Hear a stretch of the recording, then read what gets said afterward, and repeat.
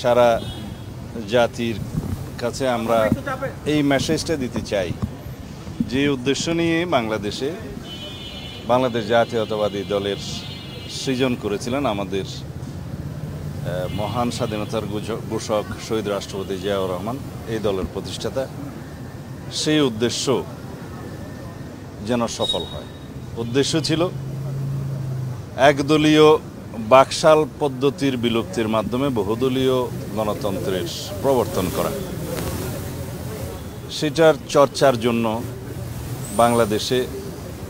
বাংলাদেশি জাতীয়তাবাদের যে ধারণা, ঐতিহাসিক ধারণা তিনি নিয়ে এসেছিলেন, সেই ধারণা সকল বাংলাদেশে এই ভূখণ্ডের মধ্যে বসবাসরত সকল জনগোষ্ঠীর, সকল ভাষাভাষীর, সকল জাতিগোষ্ঠীর, সকল ধর্মবর্ণের মানুষকে একত্রিত করেছিল এবং জাতিকে একটা ঐক্যবদ্ধ জাতিতে পরিণত করেছিল, যার মধ্য দিয়ে পঞ্চম সংশোধনী,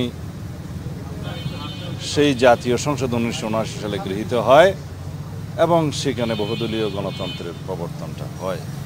বাংলাদেশি জাতীয়তাবাদকে আমরা ধারণ করি এবং বিচার বিভাগের স্বাধীনতাটা নিশ্চিত করা হয়, গণমাধ্যমের স্বাধীনতা নিশ্চিত করা হয়। তার পরবর্তীতে বাংলাদেশের এই যাত্রা, গণতান্ত্রিক যাত্রা প্রায় সময় হোঁচট খেয়েছে।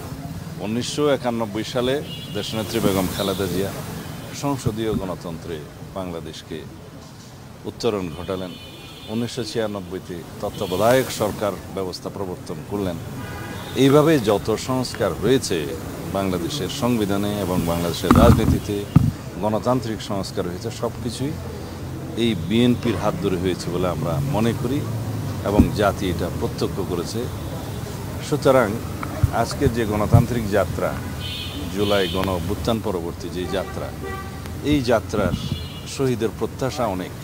তার মধ্যে একটি প্রত্যাশা হলো যেন আমরা গণতান্ত্রিক সংস্কৃতির চর্চা করি, লালন করি।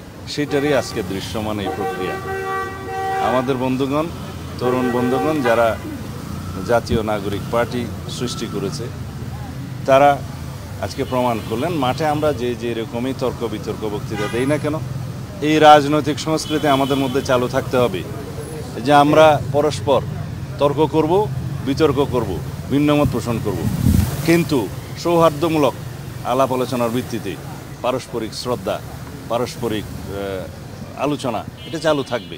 এটাই রাজনৈতিক সংস্কৃতি। এই বিশাল পরিবর্তন আমাদেরকে অনেক দূরে এগিয়ে নিয়ে যাবে। এই গণতান্ত্রিক সংস্কৃতি আমরা চালু করার মধ্য দিয়ে বিগত দিনের অগণতান্ত্রিক অপসংস্কৃতিকে বিলুপ্ত করতে পারবো। আমরা ভালো রাজনৈতিক আদর্শ প্রতিষ্ঠার মধ্য দিয়ে ফেসিবাদী রাজনীতিকে বিলুপ্ত করতে পারবো। সুতরাং এই রাজনৈতিক সংস্কৃতি যেন চর্চা থাকে, ফেসিবাদ বিরোধী জাতীয় ঐক্যটা যেন আমরা ধরে রাখি এবং এটাকে শক্তিতে পরিণত করে ইনশাআল্লাহ আমরা আগামী দিনের গণতান্ত্রিক উত্তরণ ঘটাবো এবং গণতান্ত্রিক যাত্রা এভাবে যেতে যেতে যেতে বহুদিনের প্র্যাকটিসের মধ্য দিয়ে এমন একটা অবস্থায় আমরা উন্নীত হব এই জাতীয় জীবনে, সেই সময় গণতন্ত্রকে আর কেউ ব্যাহত করার প্রচেষ্টাই গ্রহণ করতে পারবে না, সফলও হবে না। আমরা সাংবিধানিকভাবে, গণতান্ত্রিকভাবে যে সমস্ত প্রতিষ্ঠানগুলোকে শক্তিশালী করতে চাই, সেটা এই গণতান্ত্রিক প্রক্রিয়ার মধ্য দিয়ে হবে। আমরা কেয়ারটেকার সরকারের পুনঃপ্রবর্তন, স্বাধীন ইলেকশন কমিশন, স্বাধীন বিচার বিভাগ এবং স্বাধীন গণমাধ্যম প্রতিষ্ঠার মধ্য দিয়ে সেটা রক্ষা করতে পারবো। এগুলোই রক্ষা কবচ হবে গণতন্ত্রের। আমাদের গণতান্ত্রিক সংস্কৃতির জয় হোক। আমরা যেন এই গণতান্ত্রিক সংস্কৃতিকে চালু রাখতে পারি, চর্চা করতে পারি।